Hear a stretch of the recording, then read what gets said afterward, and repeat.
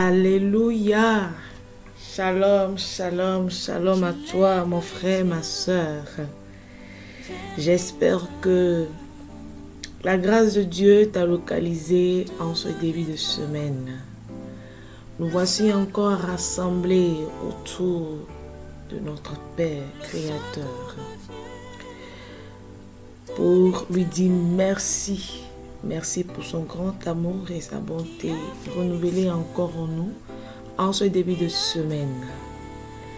Rassemblés autour de notre Père pour puiser de nouvelles forces. Rassemblés autour de notre Père pour puiser le souffle de cette semaine. Qu'il soit toujours béni, qu'il soit toujours adoré, qu'il soit toujours glorifié, magnifié, élevé, honoré, admiré, célébré pour la grandeur de son amour, pour sa miséricorde, de ce qui ne regarde pas nos péchés, mais qu'il regarde plutôt cet amour qu'il a pour chacun et chacun de nous. Ce matin, nous allons prendre le temps d'écouter un peu la parole de Dieu. Parce que c'est cette parole qui vient nous mettre en confiance. C'est cette parole qui vient transformer nos pensées, transformer nos cœurs et transformer nos peurs en assurance. Voilà. Et c'est la parole de Dieu qui vient enlever le doute en nous. C'est la parole de Dieu qui vient nous donner de l'espoir. C'est la parole de Dieu qui nous fortifie. Et nous ne pouvons pas commencer une semaine sans cette parole. Il faut forcément s'appuyer sur la parole de Dieu pour qu'au cours de cette semaine, il puisse se manifester dans nos vies par cette parole. Nous allons, avec le psalmiste, dire au Seigneur: mon secours vient de l'Éternel, celui qui a créé le ciel et la terre. Est-ce que tu peux répéter avec moi? Le secours me vient de l'Éternel qui a fait le ciel et la terre. Si tu sais vraiment que ton secours vient du Seigneur qui a fait le ciel et la terre, mon frère, ma soeur, tu as la clé ou la solution à tes problèmes. Parce que celui qui s'appuie sur le Seigneur, celui qui met sa confiance dans le Seigneur, celui-là n'est jamais déçu. Et quand on parle de l'espérance qui ne déçoit jamais, c'est une réalité. Il faudrait la vivre pour comprendre que l'espérance ne déçoit jamais. On dira qu'autour de nous, il y a beaucoup de choses qui se passent. Beaucoup de choses, de situations difficiles, de difficultés qu'on n'arrive pas à surmonter.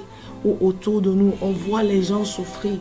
Les gens qui ont foi dans le Seigneur, qui continuent de prier, mais leur situation ne change jamais. Ou nos situations ne changent jamais.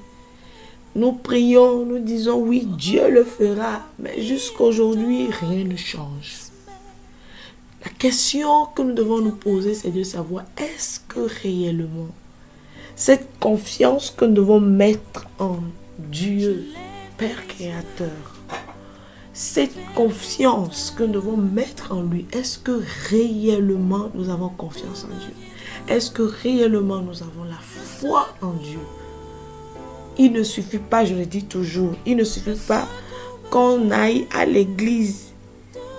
Il ne suffit pas qu'on soit dans les mouvements, groupes, chorales, associations. Non. Pour qu'on dise que ça suffit. ça suffit que la gloire de Dieu puisse se manifester dans nos vies. Il y a beaucoup de paramètres et c'est important que chacun de nous puisse être éclairé.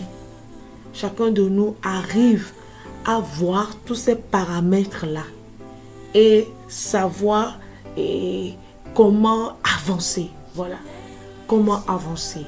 Et donc, je voudrais en ce matin inviter chacun et chacune de nous à prêter attention à cette parole de Dieu qui sûrement va transformer ta vie, va changer quelque chose en toi, va transformer ta mentalité. C'est de là que commence le changement. Il faut qu'on commence aussi par changer notre mentalité. Mentalité envers Dieu, mentalité envers nous-mêmes. Et donc, comme je viens de le dire, nous bénissons Dieu pour cette nouvelle semaine qui nous accorde par sa grâce. Beaucoup ont déjà commencé cette semaine avec des inquiétudes, des combats, des interrogations, parfois même avec le cœur lourd. Mais au milieu de tout ça, Dieu nous adresse une parole d'assurance. Le secours me viendra du Seigneur qui a fait le ciel et la terre. Dieu nous adresse une parole d'assurance que notre secours vient de lui. Notre secours vient de lui. Cette déclaration du psalmiste n'est pas une simple phrase religieuse. C'est une confession de foi. C'est le cri d'un homme qui connaît les difficultés de la vie, mais qui a appris à faire confiance à Dieu. Aujourd'hui, le Seigneur veut nous rappeler que notre aide ne dépend pas des hommes, ni des circonstances, ni des ressources visibles, mais de lui seul. Même s'il va passer par les hommes pour nous tendre la main, c'est lui qui sait mettre sur nos chemins les bonnes personnes. C'est lui qui sait mettre sur nos chemins des gens dont nous avons besoin et qui vont nous aider dans notre situation. Ce n'est pas avec notre propre force que nous pouvons chercher et trouver ces bonnes personnes-là. C'est lui seul. Parce que c'est lui qui a le cœur de l'homme en ses mains. Parce que c'est lui qui tient le monde, la clé en ses mains. Et c'est lui qui sait ce qui est bon pour nous. Alors le psalmiste commence par dire: je lève mes yeux vers les montagnes. Les montagnes représentent ici nos défis, les obstacles de nos vies, mais aussi les endroits où parfois nous cherchons le secours. Comme par exemple, parfois on dit je vais à la retraite, je vais à la montagne pour me ressourcer, pour prier, pour voir si je peux rencontrer le Seigneur. Et cette image-là de la rencontre avec le Seigneur et à la montagne est beaucoup véhiculée, voilà, et dans la Bible. Parce que c'est un lieu calme. Et donc, aujourd'hui encore, beaucoup cherchent leur sécurité dans les relations, l'argent, les positions sociales, les connaissances humaines. Mais tôt ou tard, les hommes atteignent leurs limites. Ce que nous cherchons ou ce que nous voulons, à qui nous demandons de l'aide, ces personnes-là, ils viennent mais ils partent. Parce qu'ils ne peuvent pas demeurer toujours. Parce qu'eux-mêmes, parfois dans leur vie, ils ont besoin de quelqu'un pour le tendre la main. Parce que la situation peut changer à tout moment. Les hommes peuvent promettre et ne pas accomplir. Les circonstances peuvent changer brusquement. Les portes peuvent se fermer sans prévenir. Mais Dieu, lui, ne change jamais. Comme dira sa parole dans Malachie 3, verset 6. Car je suis l'Éternel, je ne change pas. Car je suis l'Éternel, je ne change pas. Quand Dieu décide d'agir pour quelqu'un, personne ne peut empêcher son intervention. Et donc, il faut croire que Dieu décide d'agir pour toi au cours de cette semaine. Dieu décide d'agir pour toi, pour que quelque chose de nouveau s'accomplisse dans ta vie. Mais pour que ce secours-là de l'Éternel vienne sur ta vie, il faut d'abord mettre ta confiance en lui. Le psalmiste ne dit pas « Mon secours viendra peut-être ». Non, il affirme avec assurance « Le secours me viendra du Seigneur ». Cela signifie « Je refuse le découragement ». Je refuse de croire que tout est fini. Je refuse de dépendre uniquement des capacités humaines. Bien-aimés, il y a des combats que Dieu seul peut régler. Certaines maladies, comme par exemple, on en trouve autour de nous. Il y a nos frères, nos soeurs, nos papas, nos parents qui se retrouvent dans des hôpitaux, sur les lits des hôpitaux, dans nos maisons, partout dans les rues. Seul Dieu peut régler certaines maladies, certaines situations. Seul Dieu peut guérir certaines maladies. Seul le miracle de Dieu peut s'opérer. Seul Dieu peut régler certaines situations familiales. Seul Dieu peut régler certains blocages spirituels. Seul Dieu qui peut régler certaines difficultés de nos vies. Seul Dieu qui peut ouvrir les portes qui sont fermées depuis longtemps. Seul lui seul. Seul lui seul. Et parfois, quand tous sommes silencieux, Dieu est déjà en train de préparer la solution. C'est pourquoi c'est important que nous soyons forts dans nos combats de chaque jour.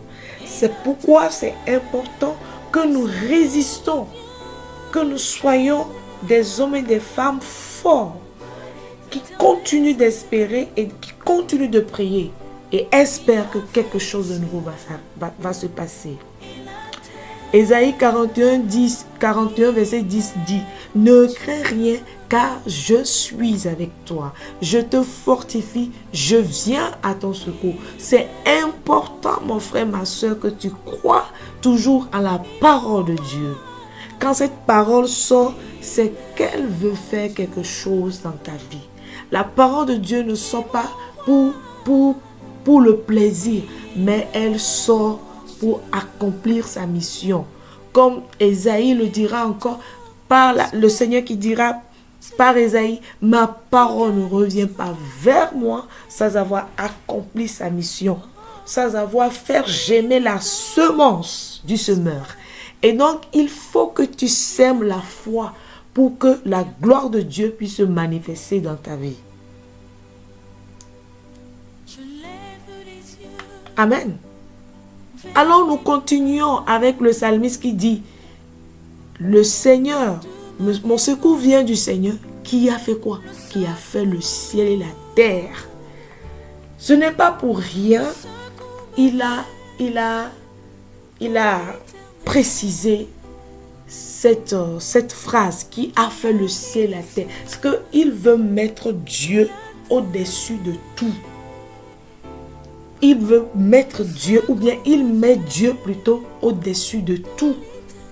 Le ciel, la terre et tout ce qu'il renferme.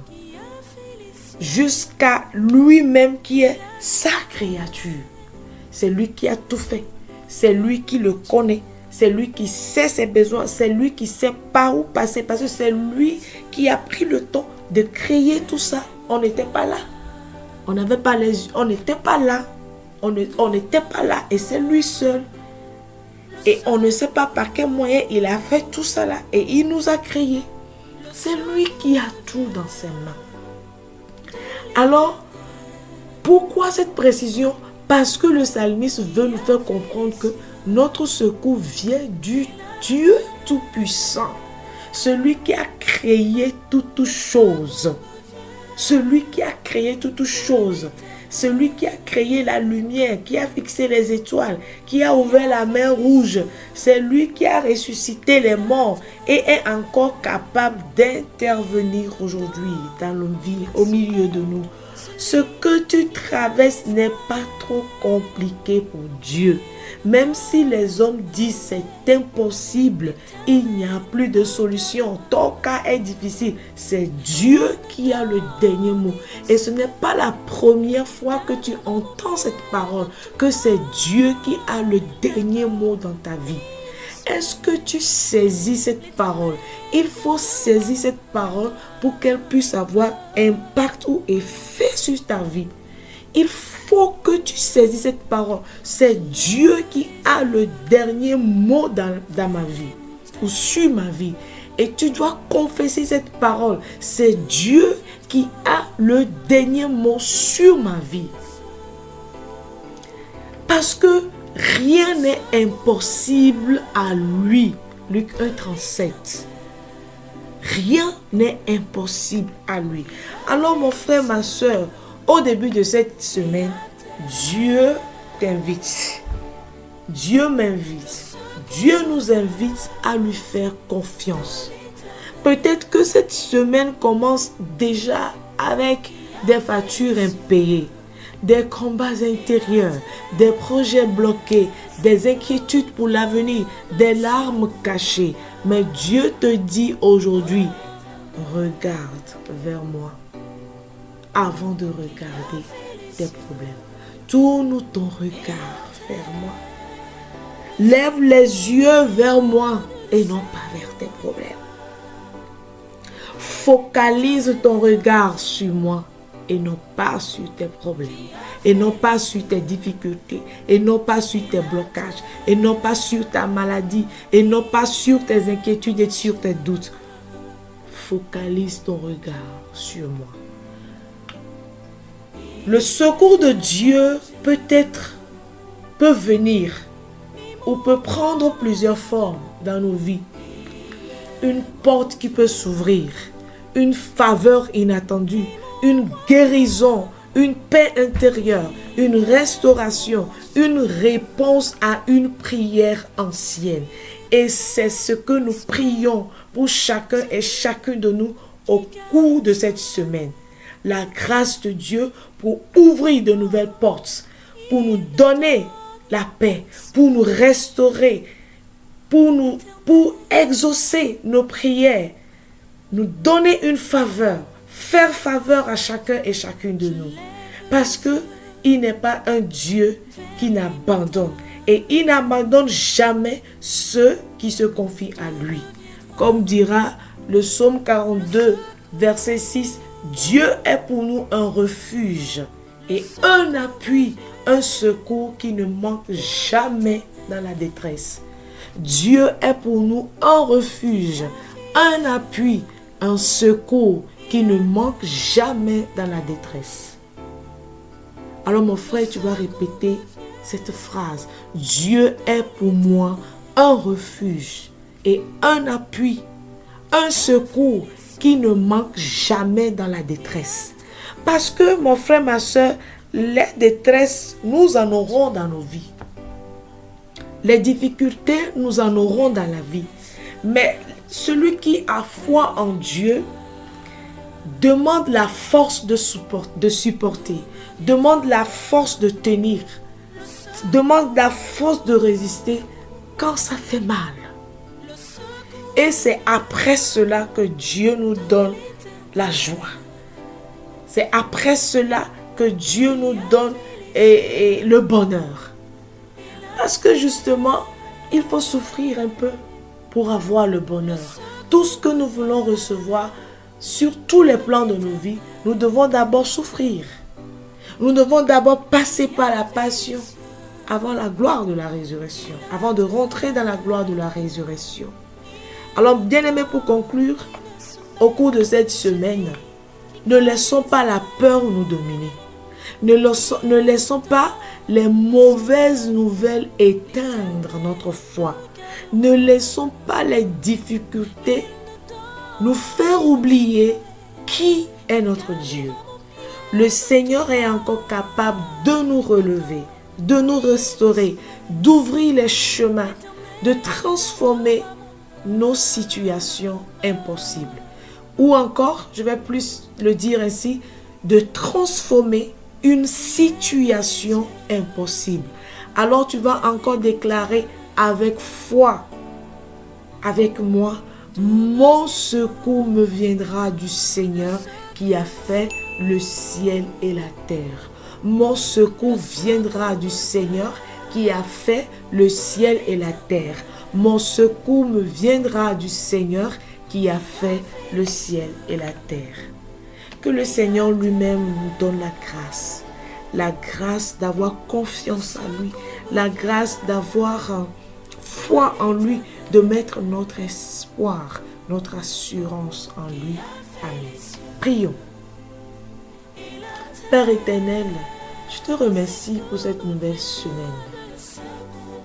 Nous reconnaissons que notre secours ne vient ni des hommes, ni des circonstances, mais de toi seul. Seigneur, viens au secours de chacun de tes enfants. Interviens dans nos familles, dans les foyers, dans les finances, dans la santé, dans les projets, dans les entreprises, dans les marchés, dans les prisons, partout dans les lieux, Seigneur, dans les lieux publics, partout dans nos nations, partout dans le monde entier, partout, Seigneur. Interviens surtout, Seigneur, dans nos combats cachés, dans nos combats intérieurs. Donne-nous la force de garder confiance, même lorsque nous ne voyons pas encore la solution. Que cette semaine soit une semaine de témoignage pour tes enfants, pour tous ceux qui mettent leur espoir en toi. Que cette semaine soit pour nous une semaine de faveur et de visitation divine. Au nom puissant de Jésus-Christ, nous avons prié et reçu. Amen, amen, amen. Très bonne semaine à toi, mon frère, ma soeur. Shalom, shalom, shalom.